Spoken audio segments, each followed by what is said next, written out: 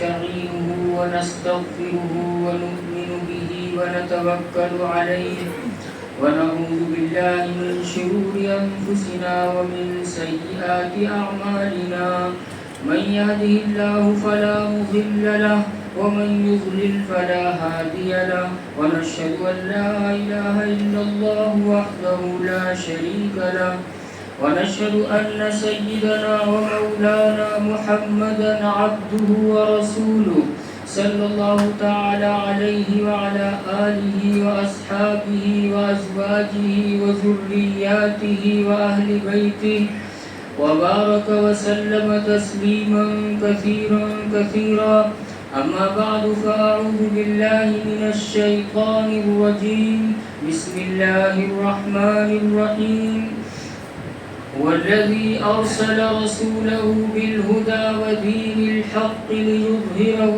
على الدين كله ولو كره المشركون وقال تعالى كنتم خير أمة أخرجت للناس تأمرون بالمعروف وتنهون عن المنكر وتؤمنون بالله وقال تعالى ولا تهنوا ولا تحزنوا وأنتم الأعلون إن كنتم مؤمنين وقال الله تعالى سبحان الذي أسرى بعبده ليلا من المسجد الحرام إلى المسجد الأقصى الذي باركنا حوله لنريه من آياتنا إنه هو السميع البصير صدق اللہ العظیم. بزرگان محترم، دینی اور ایمانی بھائیوں، سب سے پہلے آج کے موجودہ حالات حاضرہ اس عنوان پر آپ سے بات کرنی ہے. انشاءاللہ اللہ تعالیٰ کی توفیق سے اس پر بات ہوگی. قبل اس کے کہ موضوع کو شروع کیا جائے، ہم آپ سے یہ عرض کر دیں کہ یہ جگہ، یہ کرسی، یہ مقام حضرت مولانا کوثر ندوی صاحب دامت برکاتہم کا یہ مقام ہے. وہ بڑے ہیں، وہ مفکر ہیں. ان کی طبیعت ٹھیک نہیں ہے، گلا متاثر ہے. ابھی لمبے سفر سے واپس آئے ہیں. انشاءاللہ اگلے ہفتے وہ تشریف لائیں گے. اور میں نے فرمایا تھا کہ یہ آپ عرض کر دیجیے گا، لوگوں کو بتا دیجیے گا. تو چونکہ وہ تشریف نہیں لائے تو اپنے ایک چھوٹے شاگرد کو، طالب علم کو بھیجا ہے. ہم آپ کے سامنے حاضر ہیں. میرے بزرگوں، سب سے پہلے ہمیں آپ سے یہ عرض کرنا ہے، حالات حاضرہ کوئی ایسی نئی بات نہیں ہے. مسلمانوں نے ہمیشہ فیس کیا، مقابلہ کیا، حالات کا سامنا رہا، اور اللہ تعالیٰ کی طرف سے وعدے پورے ہوتے رہے جب شرائط پوری ہوتی رہی. بنیادی طور پر جب ہم اس موضوع پر بات کرتے ہیں تو ہمیں چاہیے کہ اپنے ذہن میں اپنا مقام، اپنی حیثیت، اپنی ڈگنیٹی تازہ کر لیں. خداوند قدوس نے اس امت کو، اس ملت اسلامیہ کو جو مقام عطا فرمایا ہے، وہ مقام عالمی ہے، دائمی ہے، ابدی ہے. وہ مقام ایسا ہے کہ اس امت کے بعد اور کوئی امت نہیں. یہی امت ہے جو خیر امت ہے، یہی امت ہے جو سردار ہے، یہ امت ہے، امت واحدہ ہے. اور اس امت کو برپا فرمایا گیا. تو سب سے پہلے خدا تعالیٰ نے جب اس کرۂ ارضی پر، زمین کے اس گلوب پر ایک ایسی مخلوق کو بھیجنے کا اور اس کے وجود کا فیصلہ فرمایا، اس کا تذکرہ فرشتوں کے سامنے اللہ تعالیٰ نے اس طرح فرمایا وَإِذْ قَالَ رَبُّكَ لِلْمَلَائِكَةِ إِنِّي جَاعِلٌ فِي الْأَرْضِ خَلِيفَةً. اس وقت کو یاد کرو جب تمہارے مالک و پروردگار نے فرشتوں سے یہ فرمایا تھا کہ میں زمین میں اپنا ایک ریپرزنٹیٹیو، اپنا وائسرائے، اپنا ترجمان، ایک نائب خلیفہ مقرر کرنے جا رہا ہوں، جس کا کام یہ ہوگا کہ وہ میری شریعت کے احکام کو نافذ کرے گا. خلافت ارضی کے لیے آدم علیہ السلام کو اتارا گیا اور پھر سلسلہ انسانی شروع ہوا، اور اللہ تعالیٰ نے اس مقصدیت کو واضح فرما دیا کہ اس زمین میں احکام اللہ کے نافذ ہونے ہیں. اللہ کی زمین پر اللہ کا قانون چلے گا، دستور اللہ کا، نظام الہی، قانون وہ، کتاب وہ چلے گی جو ڈیوائن بک ہے، یعنی قرآن پاک. کیونکہ قرآن پاک سے پہلی تمام کتابوں کو منسوخ کر دیا گیا، وہ کینسل کر دی گئی، اور یہ فرما دیا گیا کہ قرآن پاک یہ قیامت تک کی کتاب، یہ سب کی کتاب، اب سب کو اسی پر عمل کرنا ہے. جس کتاب کو ایکٹیویٹ کر دیا گیا ہے وہ قرآن ہے، قرآن کانسٹیٹیوشن ہے، قرآن دستور ہے، قرآن میں لاز بائی لاز دیے گئے، قرآن پاک کنڈکٹ آف لائف ہے.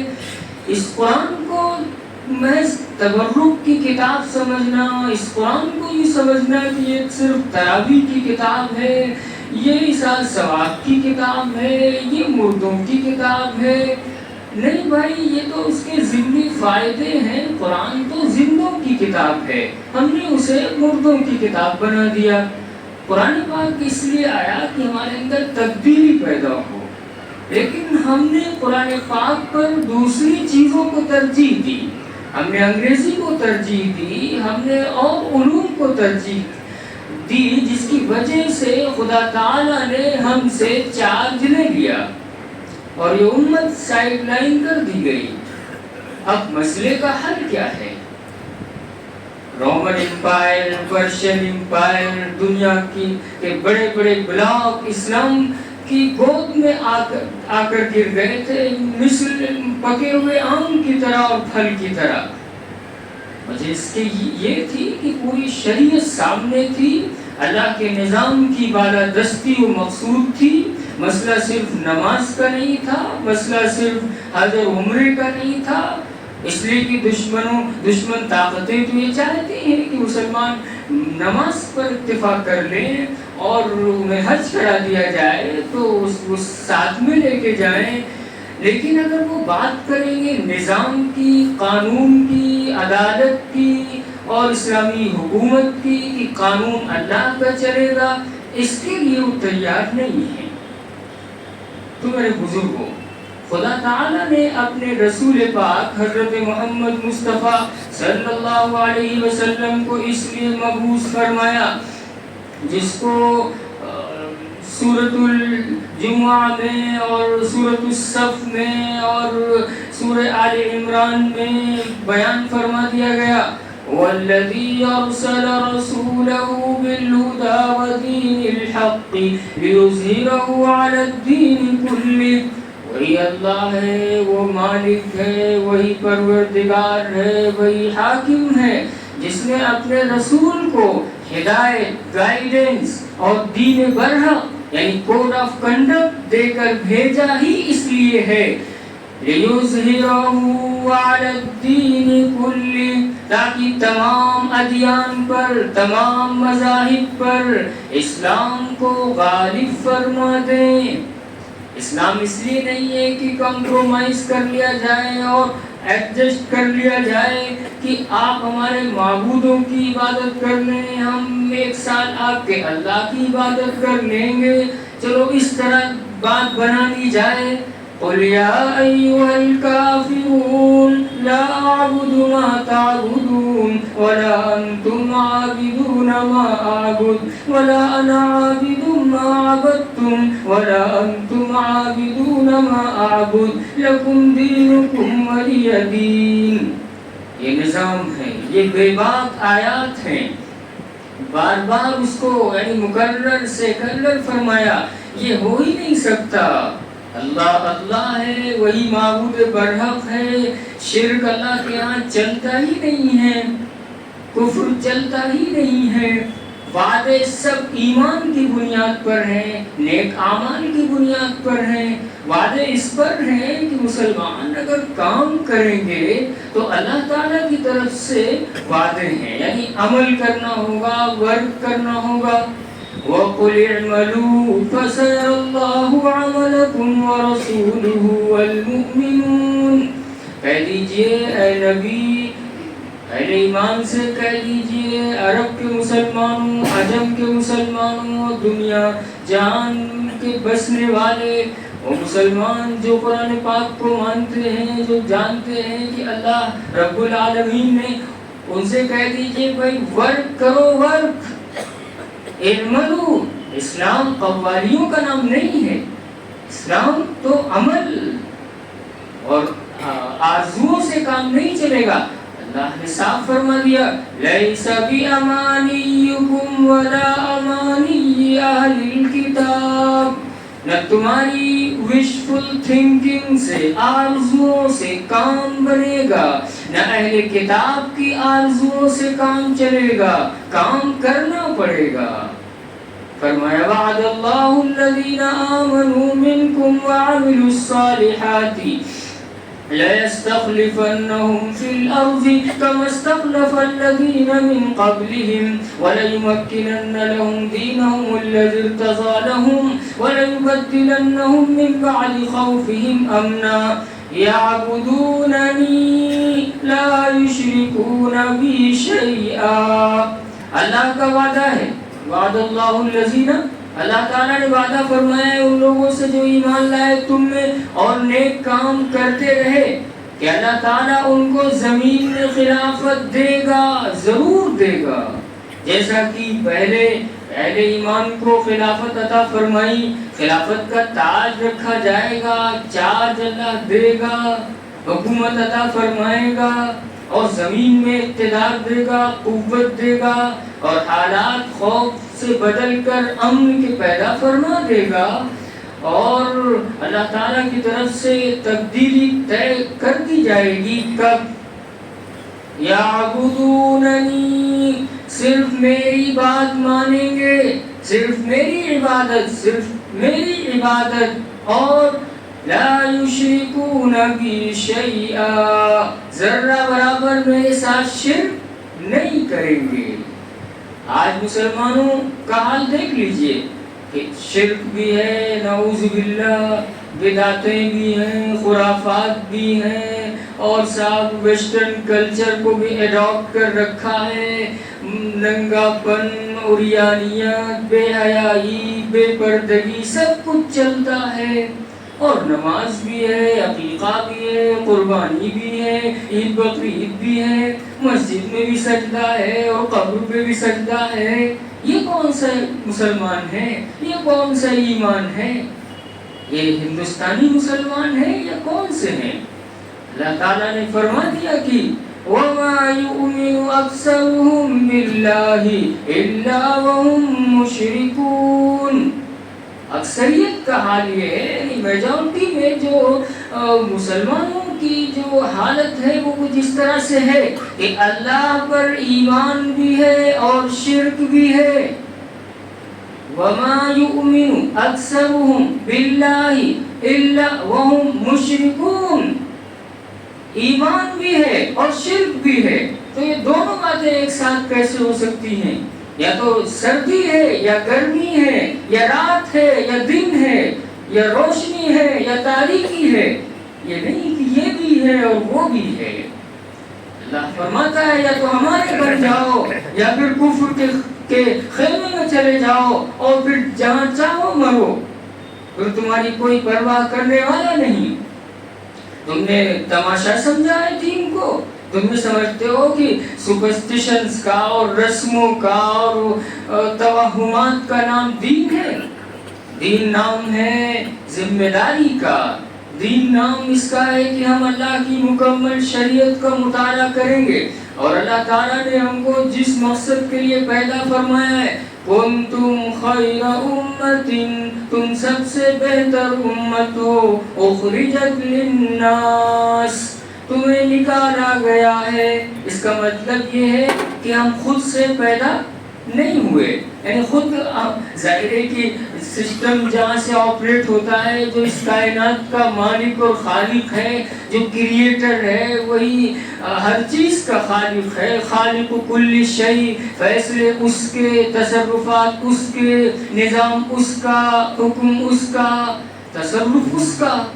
تو یہ فرمایا گیا کہ تمہیں باقاعدہ نکالا گیا ہے للناس، پوری مانوتا کے لیے نکالا گیا ہے، عرب کے لیے یا خاص خطے کے لیے تمہیں برپا کیا گیا، مسلمانوں کے لیے نہیں۔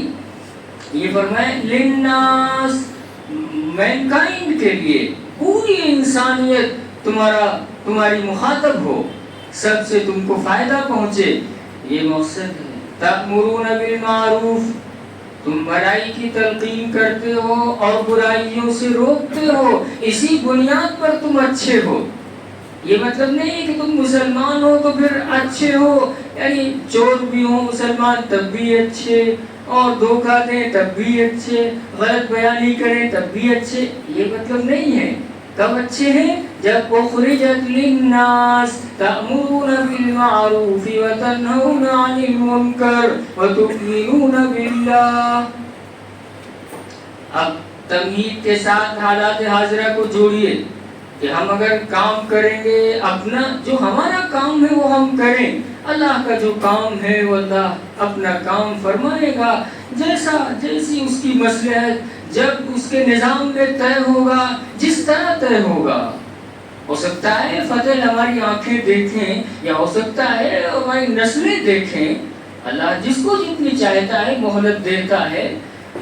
اس نے فرمایا کہ ہم باطل کو کچل دیں گے لیکن جلدی نہ کرو، فَلَا تَسْتَعْجِلُونَ، جلدی مت کرو، جیسے اس کی نظام میں طے ہے۔ اس کو جتنا وقت دینا ہے اسرائیل کو اور یورپین طاقتوں کو، وہ وقت دے گا۔ اور اس کے بعد اسی نے فرعون کو گدی پہ بٹھایا، اور جب تک چاہا بٹھائے رکھا، اور جب چاہا تو بحر احمر کی آبنائے میں اسے غرق فرما دیا، اور وہ کہتا رہا آمنا برب العالمین رب موسیٰ و ہارون۔ لیکن وہ سائٹ بند ہو چکی تھی، وہ ویب سائٹ بند ہو چکی تھی، اس کے بعد پھر کچھ ایکسپٹ نہیں ہو رہا تھا۔ اس نے کہا کہ ہم نے رب العالمین کو، جو سب کا رب ہے، تو کہیں کنفیوژن نہ ہو لوگ، کیونکہ وہ اپنے ہی کو کہتا تھا نا انا ربکم الاعلی، تو اسے اور اس نے کلیئر کیا، ارے بھائی رب موسیٰ و ہارون، موسیٰ اور ہارون کا جو رب ہے اس پر ہم ایمان لے آئے۔ فرمایا گیا الآن وقد عصیت قبل وکنت من المفسدین، اب اپنے ایمان کا اظہار کرتا ہے، اب ایمان لاتا ہے، جبکہ بڑی نافرمانی کی، زمین میں ہر طرف کرپشن برپا کیا۔ فَالْيَوْمَ نُنَجِّيكَ بِبَدَنِكَ لِتَكُونَ لِمَنْ خَلْفَكَ آيَةً وَإِنَّ كَثِيرًا مِنَ النَّاسِ عَنْ آيَاتِنَا لَغَافِلُونَ۔ تو آج ہم تمہاری ڈیڈ باڈی کو، تمہارے بدن کو، جسم کو محفوظ رکھیں گے، اسے عبرت کی نشانی بنا دیں گے قیامت تک آنے والے لوگوں کے لیے، اور اکثر لوگ ہماری آیتوں سے غافل رہتے ہیں۔ تو کبھی بھی حالات حاضرہ سے مایوس ہو کر نہیں بیٹھنا ہے۔ یاد رکھیے اس امت کو خدا تعالیٰ نے اس لیے برپا فرمایا ہے کہ پارٹی اللہ کی غالب آئے گی اور گروہ اللہ کا غالب آئے گا۔ اگر کوئی یہ سمجھتا ہے کہ امریکہ کبھی شکست نہیں کھائے گا، یورپین طاقتیں نہیں ٹوٹیں گی، اسرائیل نہیں ٹوٹے گا، اگر کوئی مسلمان یہ مان کے چل رہا ہے نعوذ باللہ، تو پھر اس کا ایمان ختم ہو چکا ہے۔ اس لیے کہ طاقت اللہ کے ہاتھ میں ہے، اللہ تعالیٰ جیسے جب چاہتا ہے نمرود کو، فرعون کو، قارون کو، حامان کو، ابو جہل کو، ابو لہب کو اور ہر دور کے فرعونوں کو اللہ تعالیٰ نے کافر کردار تک پہنچایا، لیکن اہل ایمان سے کہا کہ تم اپنا کام کرو، تمہارا کام یہ ہے کہ سب سے پہلے یہ دیکھو تم امت ہو کہ نہیں، اس لیے کہ وعدے امت کے ساتھ ہیں، وعدے بھیڑ کے ساتھ نہیں ہیں۔ یہ امت کسی بھیڑ کا نام نہیں ہے، یہ امت ایک سنجیدہ ملت کا نام ہے، یہ ملت اسلامیہ ہے۔ اس کا کام یہ ہے کہ امت دعوت ہے، یہ امت وحدت ہے۔ اگر یہ امت واحدہ نہیں ہے تو یہ امت مسلمہ نہیں ہے، کیونکہ صاف فرمایا اللہ نے وَإِنَّ أُمَّتُكُمْ هَذِهِ أُمَّةً وَاحِدَةً، یہ امت تمہاری ایک امت ہے، ایک کئی امتیں نہیں ہیں۔ مسلمان اپنی صفوں میں اتحاد نہیں پیدا کر سکتے، ذرا سی بات، چھوٹی چھوٹی باتیں، فروعی اختلافات کو لیے رہتے ہیں، کہیں برادری واد کی بنیاد پر، کہیں مسلک، کہیں کوئی گروہ، کہیں کوئی حلقہ، کہیں کوئی جماعت کی بنیاد پر اختلاف کرتا ہے۔ حضور پاک علیہ السلام تو تشریف اس لیے لائے کہ سب کو شیر و شکر فرما دے، اور آپ کے چمن کو یہی مسلمان اجاڑتے ہیں، ادنا انہیں خیال نہیں ہوتا کہ ہم امت واحدہ ہیں، ہم کو تو مل کر رہنا ہے۔ اس کے لیے تو نبی پاک صلی اللہ علیہ وسلم نے منافقین تک کو برداشت کیا۔ منافقین آپ کے ساتھ کھانا کھاتے، دسترخوان پہ موجود رہتے، سفر میں بھی رہتے، اور یہ الگ بات ہے کبھی اگر موقع اس طرح کا ہوتا قربانیوں کا، جہاد کا، تو پھر چپکے سے کھسک جاتے تھے، اور مال غنیمت کا ہوتا تو آگے آتے، لیکن رہتے۔ اور حضور پاک صلی اللہ علیہ وسلم نے پوری زندگی میں ایک بار بھی یہ نہیں فرمایا کہ عبداللہ ابن ابی کافر، جانتے ہوئے کہ کافر، اس لیے کہ لوگ کیا کہیں گے، لیجئے محمد صلی اللہ علیہ وسلم اپنوں کو ہی کافر کہہ رہے ہیں۔ آج ہم تو ذرا سی بات پہ فلاں کافر، فلاں گستاخ رسول، فلاں ایسا، ارے وہ نہیں کافر ہوگا تو ریئیکشن میں کافر ہو جائے گا۔ لہذا یہ کوئی آسان بات ہے، پوری ملت کی صف میں اتحاد پیدا ہونا ہے، اور اللہ تعالیٰ فتح کی کروٹ نصیب فرما دے گا۔ پیشن گوئیاں احادیث میں موجود ہیں کہ اہل حق کی نصرت ہوگی، حق کا گروہ غالب آئے گا۔ خداوند قدوس نے جس مقام کو مرکزی حیثیت دی، یعنی یہ کہ بیت اللہ شریف سب سے پہلی مسجد، سب سے پہلا گھر اللہ کا، اور دوسری مسجد اقصی جو اس ہوئے زمین پر جس کو تعمیر فرمایا ابراہیم علیہ السلام نے اپنے دوسرے بیٹے حضرت اسحاق علیہ السلام کو لے کر، اور اس کے بعد پھر اور انبیاء کرام اس میں حصہ لیا، کتنے صحابہ وہاں تشریف لے گئے۔ فلسطین، مسجد اقصی مسلمانوں کے دلوں کی دھڑکن ہے، وہ ہمارے دلوں میں بستا ہے۔ لہذا آپ بتائیے کیا دنیا کی کوئی طاقت ہم سے، آپ سے کلمہ طیبہ لا الہ الا اللہ محمد الرسول اللہ صلی اللہ علیہ وسلم چھیننا چاہے تو کیا آپ اس کے لیے تیار ہیں کہ اس کلمے سے دستبردار ہو جائیں گے؟ نعوذ باللہ۔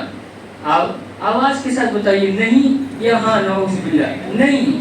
کیا بتائیے کہ دنیا کی کوئی طاقت اگر ہمارے دلوں سے نبی آخر الزمان، سردار انبیاء، آقا رحمت العالم حضرت محمد صلی اللہ علیہ وسلم کی محبت کو چھیننا چاہے تو کیا ہم اس کے لیے تیار ہیں؟ نعوذ باللہ کہ حضور کی محبت سے دستبردار ہو جائیں گے؟ کہ اگر کوئی ہم سے بیت اللہ شریف کو لینا چاہے، حرمین کو لینا چاہے، مسجد اقصی پر نعوذ باللہ چھیڑ چھاڑ کرے تو کیا اس کے لیے امت تیار ہے کہ وہ مسجد اقصی کو اور ان مقدس مقامات کو نعوذ باللہ کیا ہم دے دیں گے؟ نہیں، ہم اس کے لیے تیار نہیں ہیں، اس لیے کہ ہماری عظمتیں وابستہ ہیں۔ وہی وہ مقام ہے جہاں انبیاء علیہ السلام کی امامت فرمائی نبی آخر الزمان حضرت محمد مصطفیٰ صلی اللہ علیہ وسلم نے۔ اور اللہ تعالیٰ نے بڑے اہتمام سے تذکرہ فرمایا، سبحان الذی اسریٰ بعبدہ لیلا من المسجد الحرام الی المسجد الاقصی، پاک ہے وہ ذات۔ یہ سبحان کا لفظ کیوں آیا؟ سب سے پہلے یعنی اپنے ذہن میں کچھ بھی ادروائز مت لائیے گا کہ راتوں رات اتنی دور کی مسافت کیسے طے ہو گئی، اس میں تو بڑا لمبا وقت لگتا ہے، کیسے یہ ہو سکتا ہے؟ اللہ تعالیٰ نے فرمایا سبحان، وہ ذات پاک ہے، ہر کمزوری ہر عیب، اس کو کوئی سورس نہیں چاہیے، اس کے نظام میں تو اذا اراد شیئا ان یقول له کن فیکون، فسبحان الذی بیدہ ملکوت کل شیء والیہ ترجعون۔ اس کا معاملہ تو یہ ہے، یعنی براق جو سواری لائی گئی، جو جانور لایا گیا، کہا جاتا ہے کہ اس کا حال یہ تھا کہ وہ پلک جھپکتے سینکڑوں ہزاروں میل طے کرتی ہوئی، اور وہ سیکنڈوں بلکہ اس سے بھی کم حصے میں وہ فوراً پہنچی کہاں اس نے لینڈ کیا؟ مسجد اقصیٰ۔ اور پھر وہاں سے کنیکٹنگ فلائٹ یعنی معراج کا جو سفر شروع ہوا، اور معراج کے معنی سیڑھی کے، اور وہ اللہ تعالیٰ کے نظام میں جس طرح سے بھی یعنی طے تھا جبریل امین کے ذریعے، خدا بند قدوس نے اپنے نبی پاک حضرت محمد صلی اللہ علیہ وسلم کو آسمانوں کی سیر کرائی اور دکھا دیا، بتا دیا۔ براق برق سے بنا ہے، یعنی اللہ کے نظام الیکٹریسٹی میں جس طرح سے طے تھا، برق کے معنی بجلی کے ہوتے ہیں، اس طرح سے اللہ نے پہنچایا اور اسے مرکز بنایا۔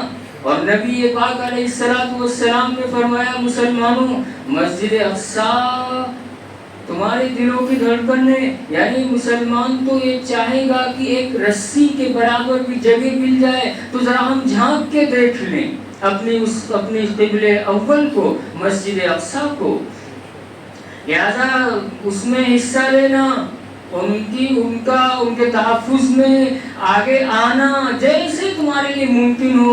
اگر مسجد اقصیٰ میں جو چراغ جلے اس کے تیل میں اگر تم شرکت کر سکتے ہو تو کر لینا، کیونکہ اللہ پاک کے ہاں اس کا بڑا اجر ہے۔ امت مسلمہ سے یہ کہنا پڑے کہ اسرائیلی مصنوعات کا بائیکاٹ کرو، یہ امت کیا اسے ٹھنڈے شربت چاہیے؟ یہ امت عافیت پوشی میں لگی ہے، اس کو یہ کہنا پڑتا ہے کہ حالات اس طرح کے ہیں۔ مسلمان تو حالات حاضرہ سے واقف ہوتا ہے، اور خوب یاد رکھیے نبی پاک صلی اللہ علیہ وسلم نے فرما دیا تھا ایک ایسا دور آئے گا کہ جب امن پسند کو دہشت گرد کہا جائے گا، دہشت گرد کو امن پسند کہا جائے گا، امانت دار کو خائن کہا جائے گا، خائن کو امانت دار کہا جائے گا۔ کیا آج ہماری آنکھیں اس دور کو دیکھ نہیں رہی ہیں؟ جہاد جسے ڈیفینڈ کیا جاتا ہے، ڈیمورلائز کیا جاتا ہے، اللہ کی راہ میں حق کو غالب کرنے کی آخری درجے کی جد و جہد، اس کا نام جہاد ہے کہ وہ عناصر، وہ بیکٹیریا جن کو مارنا ہی وہی علاج ہے۔ جیسے ہمارے جسم کے لیے جو بیکٹیریا مہلک ہیں، جو جراثیم ہیں، جیسے انہیں ختم کیا جاتا ہے وہ بیماری کے ہیں، ایسے ہی سوسائٹی کے کچھ ایسے بیڈ ایلیمنٹس ہوتے ہیں جن سے پھر نمٹا جاتا ہے۔ جہاد اس کا نام نہیں کسی غیر مسلم کو، نعوذ باللہ، کسی رکشے والے کو، کسی مندر میں کسی پجاری کو، کسی ٹھیلے والے کو کوئی مار دے، جائز نہیں، اس کے باقاعدہ حکم ہے۔ اس ملت کو بدنام کیا گیا اور یہ کہا گیا کہ حماس دہشت گرد، تو ہم مسلمان بھی کیا کہتے ہیں؟ وہی کہتے ہیں دہشت گرد، جو میڈیا کہے، جو لوگ کہیں وہی لوگ کہتے ہیں، اپنا نہ دماغ نہ اپنی فکر استعمال کرتے ہیں۔ حق کیا ہے غالب، اور خیر کیا ہے، باطل کیا ہے۔ ایک ناجائز ریاست وجود میں 1948 میں بیلفور کے وعدے کی بنیاد پر اسے برطانیہ اور یورپین ممالک اور امریکہ اور پھر عرب ملکوں کو ساتھ لے کر جس طرح سے بنایا گیا، یعنی 100% کو فلسطین کی سرزمین اور ان کا اپنا حق دھیرے دھیرے اسے 48% پہ لایا گیا، پھر اس کے بعد فیصد اور کم کیا گیا، کرتے کرتے اب بہت تھوڑا سا حصہ بچا جس میں ادھر فلسطینی ہیں، وہ ہیں جو سادہ لو ہیں، جن کے پاس پتھر ہیں، لاٹھی ہیں، ایسی کوئی لڑائی کے لیے کچھ تیاری نہیں نہ، اس طرح وہ چاہتے ہیں اب وہ سلامتی کے ساتھ بات ہو جائے۔ ادھر ہم غزہ کی ایک پٹی ہے اور وہاں حماس وہ اہل حق جن کا ایک کہنا ہے، ظاہر ہے کہ جب ظلم ہوتا ہے تو اس کے بعد پھر جیسے عربی میں کہا جاتا ہے کثیر نور مغلوب یسول علی الکلب، جیسے مغلوب بلی کتے پر جھپٹ پڑتی ہے، تو جب حالات کو جو فیس کرتا ہے تو پھر اس کے بعد وہ مقابلے کے لیے نکلتا ہے۔ آج اللہ دکھا رہا ہے کہ وہ طاقتیں جو اسلام دشمن ہیں وہ بھی بول رہی ہیں کہ صحیح کیا ہے غلط کیا ہے، انہیں تو اس کی فکر ہے کہ یہ تیاری ہوتی کہاں سے ہے، ملتے کہاں سے ہیں راکٹ۔ اب وہ راستہ پتہ کر رہے ہیں کہ حماس کا راستہ کہاں سے ہوتے ہوئے ایران جاتا ہے، وہ پورا ایک کھیل ہے۔ اور ادھر عرب ملک ظاہر ہے کہ اور دوسرے ممالک، آج ہی کا تازہ بیان ہے کہ ہندوستان جو قدیم جس کی پالیسی رہی کہ ہمیں ایک فلسطینی آزاد ریاست کو کی شکل میں دیکھنا ہے، ہم فلسطین کے ساتھ ہیں، یہاں کی حکومت نے یہ کہا اور یہ بہت قدیم پالیسی ہے، اور اچھا ہوا اللہ نے یہ کروٹ پیدا کی، مسلمانوں کو ایک پروٹیکشن اس سے بھی حاصل ہوا کہ کہیں بھی اگر نعوذ باللہ کوئی زیادتی ہوتی ہے فلسطینیوں کے نک کا اگر نام کوئی لیتا ہے تو پھر وہ اس کو بنیاد بنا کر بات آگے بڑھائی جا سکتی ہے اور اپنے حق کی لڑائی لڑی جا سکتی ہے۔